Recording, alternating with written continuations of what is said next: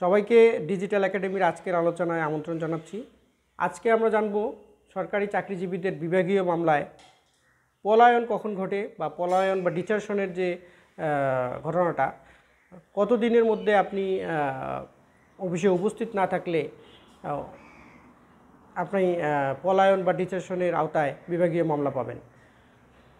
তো ডিচারশন বা পলায়ন বিভাগীয় মামলার ক্ষেত্রে ঘটে তখনই যখন আপনি একটানা বিনা অনুমতিতে আপনি কর্মস্থলে অনুপস্থিত থাকবেন। সেক্ষেত্রে অবশ্য কয়েকটি শর্ত আছে। আপনি যদি অনুমতি নিয়ে কোনো ছুটি কাটানো শুরু করেন এবং সেই ছুটির সাথে যদি আরও অতিরিক্ত 60 দিন বা তার বেশি আপনি ছুটি কাটান, অফিসে উপস্থিত না থাকেন, তাহলে কিন্তু আপনাকে বিভাগীয় মামলার পলায়নের আওতায় আপনাকে বিভাগীয় মামলা করা হবে। এরপর আরেকটা বিষয় বিভাগীয় মামলা হতে পারে, সেটা হচ্ছে আপনি যদি একটানা 30 দিন বা তার বেশি যদি আপনি বিদেশে অনুমতি ছাড়া থাকেন, অর্থাৎ বিদেশে আপনি গমন করেন এবং বিদেশে আপনি অবস্থান করেন, তাহলে কিন্তু আপনি বিভাগীয় মামলার আওতায় পড়বেন। এছাড়াও আপনি যদি অনুমতি নিয়ে বিদেশে গমন করার পর যদি আপনি একটানা 60 দিন টোটাল আপনি বিদেশে অবস্থান করেন, তাহলেও কিন্তু আপনি বিভাগীয় মামলাতে পড়ে যাবেন এবং বিভাগীয় মামলার ক্ষেত্রে আপনার শাস্তিযোগ্য অপরাধ হবে। তো বিভাগীয় মামলার ক্ষেত্রে যারা এরকম কর্মস্থলে অনুপস্থিত থাকার বিষয়ে বিভাগীয় মামলা পান, তাদের রক্ষা করার কোনো কবজ আছে কিনা সেই বিষয়টাই এখানে আমি উল্লেখ করছি।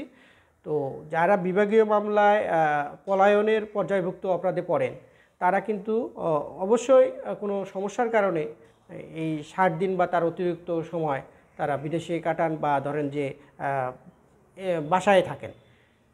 তো এই বিষয়টা আপনি 60 দিন অতিবাহিত হওয়ার পর বা কিছু আপনার সুস্থতা হওয়ার পর অথবা আপনার কোনো সমস্যার কারণে যে আপনি অফিসে যেতে পারেননি, সেই সমস্যার সমাধানের পর আপনি অফিসে গমন করবেন। করার পর আপনাকে একটা আবেদন করতে হবে যে আপনি নিয়মিত কর্মস্থলে উপস্থিত আছেন এবং আপনি অফিস করছেন, এরকম মর্মে একটা আপনি অফিসকে জানাবেন এবং আপনি অফিসে যোগদান করবেন। যখনই আপনি অফিসে যোগদান করবেন, আপনার ছুটিকে কর্তৃপক্ষ চাইলে ভূতাপেক্ষভাবে মঞ্জুর করে যদি সেটাকে স্বাভাবিকভাবে আপনার চাকরি চলমান রাখতে পারে।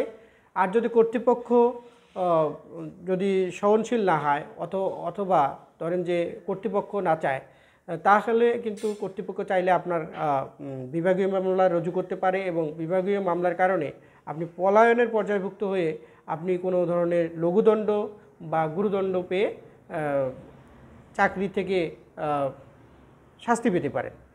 তো এখানে আসলে মূলত আপনার এই যে অননুমোদিত যে ছুটিটা, এই ছুটিটা আপনি কিন্তু দুইভাবে পেতে পারেন। এক হচ্ছে মেডিকেল পারপাসে আপনি নিতে পারেন, কর্তৃপক্ষের পরামর্শে ক্রমে আপনি কিন্তু সেটা করবেন। আরেকটা জিনিস হতে পারে অসাধারণ ছুটি। আপনার যদি ছুটি থাকে সেখান থেকে এটা সমন্বয় করতে পারে। আবার অসাধারণ ছুটির ক্ষেত্রে আপনাকে বিনা বেতনে এই 60 দিনের অতিরিক্ত যে আপনি ছুটি কাটিয়েছেন অনুমোদনবিহীন, সেই ছুটিটা অসাধারণ ছুটিতে পরিণত করে আপনাকে বিনা বেতনে ছুটি দিয়ে সেটা সমন্বয় করতে পারে। তো এভাবে কিন্তু আপনার চাকরি যে বিভাগীয় মামলার যে প্রক্রিয়া, পলায়নের জন্য আপনি যে মামলাটায় পড়েন, সেই মামলাটা কিন্তু সমাধান করা যায়।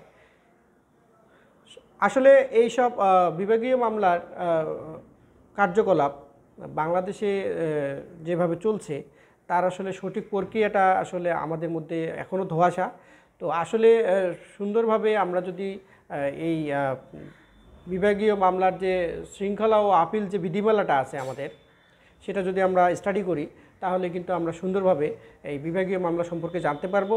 এবং বিভাগীয় মামলার জানার ক্ষেত্রে যদি কোনো ধরনের অস্পষ্টতা থাকে, তাহলে আপনারা ডিজিটাল একাডেমির আমাদের যে ইমেল নাম্বার দেওয়া থাকবে অথবা মোবাইল নাম্বার দেওয়া আছে, সেখানে হোয়াটসঅ্যাপে আপনারা মেল করে জানালে আপনাদের উত্তর দেওয়ার চেষ্টা করা হবে এবং আপনাদের পাশে সবসময় ডিজিটাল একাডেমি আছে।